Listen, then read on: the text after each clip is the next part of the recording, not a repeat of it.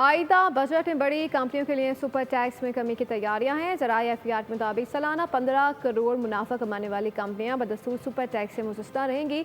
हुकूमत ने बजट में दरामदी अशिया पर फेडरल एक्साइज ड्यूटी की शरह बढ़ाने का फैसला कर लिया। दरामदी फर्नीचर, इमारती सामान और बर्तनों पर FED की शरह बढ़ाई जाएगी। हुकूमत वक्त की अवाम दोस्त बजट लाने की तैयारी। आइंदा बजट में बड़ी कंपनियों के लिए सुपर टैक्सेस में कमी मुतवक्के। ज़राए के मुताबिक सालाना 15 करोड़ मुनाफा कमाने वाली कंपनियां बदस्तूर सुपर टैक्स से मुस्तस्ना रहेंगी।